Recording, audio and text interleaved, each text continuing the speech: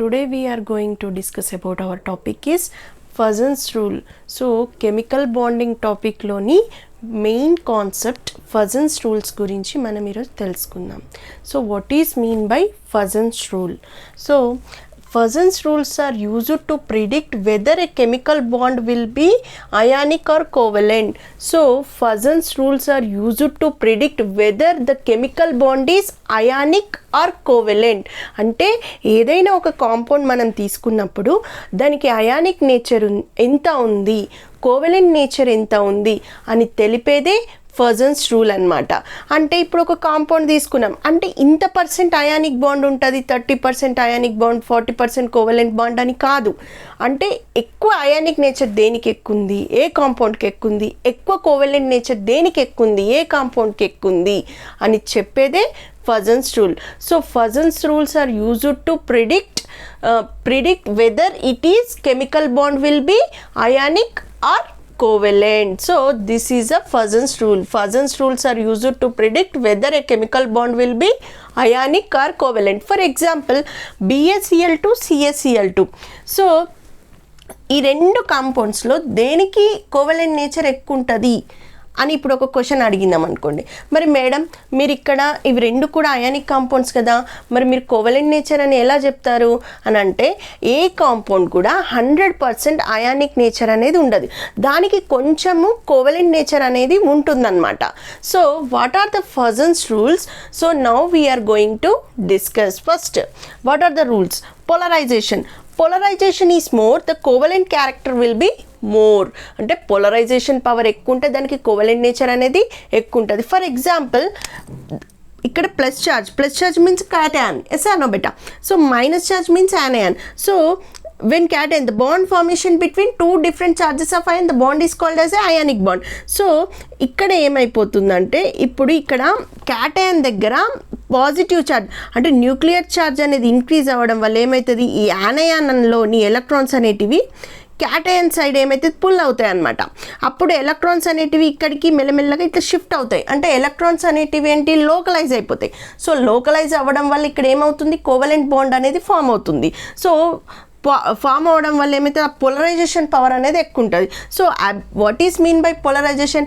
Ability of cation to distract cloudy of anion. So the polarization power is more, the covalent character will be more. అంటే polarisation ఎక్కువ ఉంటే దానికి ఏముంటుంది, character covalent nature అనేది ఎక్కువ ఉంటుంది. సో నాన్న this is a table is very very important బెటా. Cation, anion, charge. So what are the factor అంటే ఈ టేబుల్ గుర్తుపెట్టుకుంటే మనం ఈజీగా బిట్స్ చేయొస్తుంది. ఈ టేబుల్ అనేది చాలా important. For example factor cation size small ఉంటే దానికి కోవలెంట్ నేచర్ అనేది ఎక్కువ ఉంటుంది. ఎందుకు ఎక్కువ ఉంటుంది అంటే దీనికి ఇక్కడ ఏంటి, క్యాటయాన్ సైజ్ స్మాల్ ఉండడం వల్ల పోలరైజేషన్ పవర్ అనేది ఏంటి ఎక్కువ ఉంటుంది.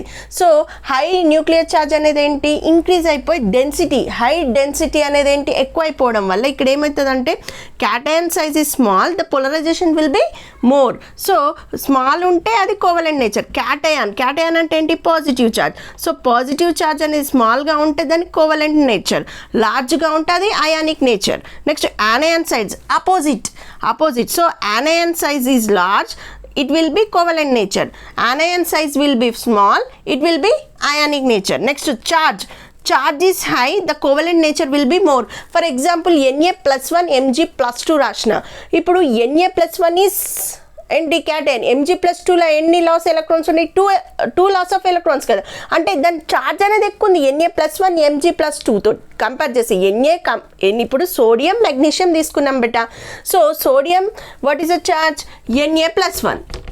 ఇప్పుడు Mg+2 దేనికి ఎక్కువ ఛార్జ్ ఉంది, దీనికి ఎక్కువ ఛార్జ్ ఉంది, అవునా. అప్పుడు ఏం చేస్తుంది, ఆ యానయాన్లోని ఎలక్ట్రాన్ నాకు ఇచ్చేయి అని లాక్కుంటుంది అనమాట Mg+2. So which one is more covalent nature, Mg+2. So the charge is high, the covalent nature will B more. Next charges low, the ionic nature will be more. So first this is a very very important. Cation size will be small, it is a covalent nature.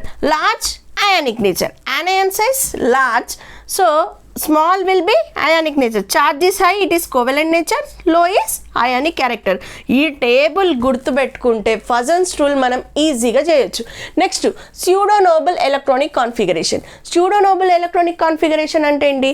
18 electrons present in valency shell. అంటే ఏంటి 18 electrons ఉంటే అదేంటి stable electron, దాన్ని ఏమంటాం మనం pseudo noble gas electronic configuration. 8 electrons present in valency shell, it is inner electron. So pseudo noble gases అంటే ఏంటి? 18 electrons అనేటివి ప్రజెంట్గా ఉండాలన్నమాట. సో పోలరైజేషన్ పవర్ దీనికి ఎక్కువ ఉంటుంది అనమాట. సో అది ఇది. సో ఇప్పుడు మనం ఈ బిట్స్ అనేటివి చేద్దాం. ఏంటి Fajans rule? First Na+1 and Mg+2, which ion get more covalent nature? So నన్ను చార్జ్, ఫస్ట్ చార్జ్ చూసుకుందాం. ఇక్కడ ఏంటి? ఇదేంటి? క్యాటయాన్. ప్లస్ అంటే ఏంటి? క్యాటయాన్. ఇక్కడ రాసిన కదా ప్లస్, యానయాన్ అంటే మైనస్ కదా. ఇప్పుడు Na+1 Mg+2, which ion get more covalent nature. ఇక్కడ చూడండి చార్జ్ అనేది ఏంటి? ఎక్కువ ఉంటే ఏంటి? ఇక్కడ చూడండి చార్జ్ అనేది హై ఉంటే దేనికి ఎక్కువ? అదేంటి? కోవలెంట్ నేచర్ కదా. ఇప్పుడు Na+1 Mg+2, సో చార్జ్ అనేది దేనికి ఎక్కువ ఉంది? Mg+2కు ఎక్కువ ఉంది. కాబట్టి which one is more covalent nature? Answer Mg+2.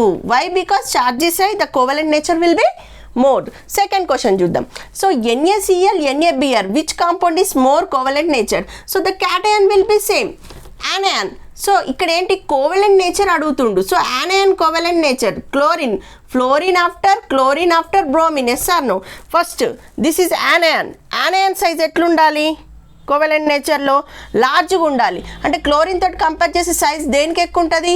బ్రోమిన్కి ఎక్కువ ఉంటుంది. So which one is more covalent nature? NaBr. So this is a correct answer. Cl అనేది ఏంటి?